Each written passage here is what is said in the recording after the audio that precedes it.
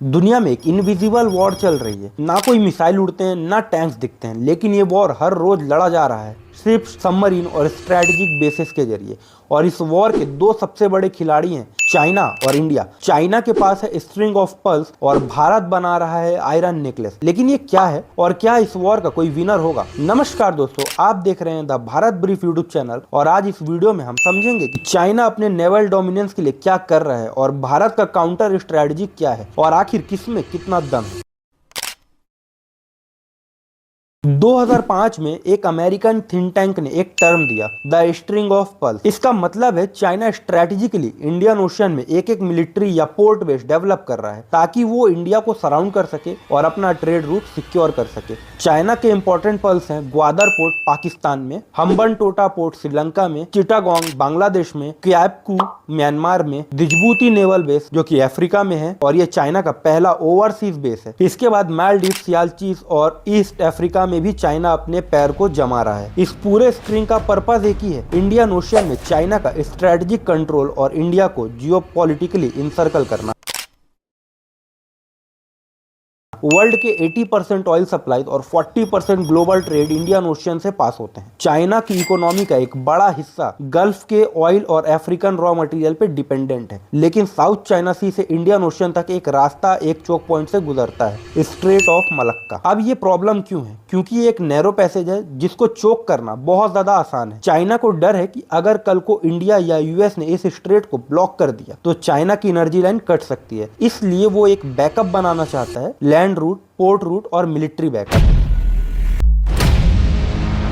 जब भारत ने चाइना की स्ट्रिंग ऑफ पर्ल्स स्ट्रेटजी समझी तो उसने एक साइलेंट काउंटर बना दिया जिसका नाम दिया गया आयरन नेकलेस। इंडिया के स्ट्रेटेजिक बेसिस जैसे Andaman and Nicobar command, India का ट्राई सर्विस कमांड लोकेटेड है नियर मलक्का स्ट्रेट। दूसरा, चाबहार पोर्ट ईरान, ग्वादर के पैरेलल, भारत का डायरेक्ट एक्सेस अफगानिस्तान और सेंट्रल एशिया में। तीसरा, डक्म पोर्ट ओमान। चौथा, साबंग पोर्ट इंडोनेशिया, अंडमान के बिल्कुल सामने इंडिया इंडोनेशिया नेवल डील। पांचवा, अजम्पशन आइलैंड सियालचीज में जिसकी बातचीत अभी चल रही है। छठवा, एग्लेगा आइलैंड मॉरिशस में, इंडिया यहाँ पर हेल्प कर रहा है ताकि यहाँ इंफ्रास्ट्रक्चर बनाया जा सके सर्विलेंस के लिए। एंड सातवां है फ्रेंच रियूनियन आइलैंड एक्सेस। इन सब बेसिस के जरिए भारत एक ऐसा रिंग बना रहा है जिसमें चाइना की हर मूव ट्रैक हो सके और जरूरत पड़ने पर उसका काउंटर भी किया जा सके।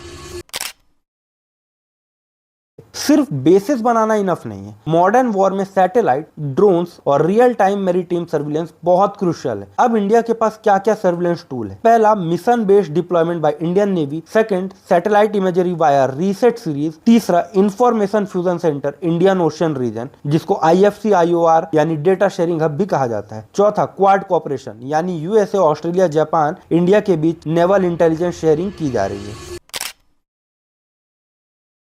चाइना मोस्टली अपने इंटरेस्ट के लिए इन्वेस्ट करता है, लेकिन भारत के स्ट्रेटजी में एक डिप्लोमेटिक ट्रस्ट होता है। इंडिया के पास एक डिप्लोमेटिक एज है, strong relation with IOR country, defence partnership with Australia, Japan, US, France. India की इमेज है सिक्योरिटी प्रोवाइड करने की, ना कि चाइना जैसी डेड ट्रैप मॉडल बनाने की। आज के वक्त में इंडिया की स्ट्रेटजी डिफेंसिव और सस्टेनेबल है, जबकि चाइना का एग्रेसिव एक्सपेंशन बैकलेस फेस कर रहा है। कुछ पॉइंट्स रिमेंबर करने की जरूरत है, जैसे स्ट्रिंग ऑफ पर्ल्स एक फिजिकल डोमिनेंस है, जबकि आयरन नेकलेस एक स्मार्ट काउंटर। लॉन्ग टर्म में देखा जाए तो एक तरफ है ट्रस्ट प्लस अलायंस, दूसरी तरफ इंफ्रास्ट्रक्चर। तो क्या इंडियन ओशियन पर भारत का राज होगा? अभी के लिए तो यही लगता है कि चाइना का पर्ल्स को तोड़ने के लिए भारत का आयरन चेन काफी मजबूत बन रहा है। अगर आपको ये वीडियो इन्फॉर्मेटिव लगा हो तो लाइक जरूर कीजिए और कमेंट में बताइए आपको क्या लगता है, क्या इंडिया को और एग्रेसिव होना चाहिए इंडियन ओशियन में, या फिर हम जिस स्पीड से चल रहे हैं हमको इसी स्पीड से चलना चाहिए। और अगर अभी तक आपने the Bharat brief YouTube channel को सब्सक्राइब नहीं किया तो सब्सक्राइब कर दीजिए, क्योंकि हम यहाँ पर इंडियन जियोपॉलिटिक्स को समझाते हैं बहुत सिंप्लीफाइड लैंग्वेज में। मिलेंगे अगली वीडियो में, तब तक के लिए जय हिंद, जय भारत।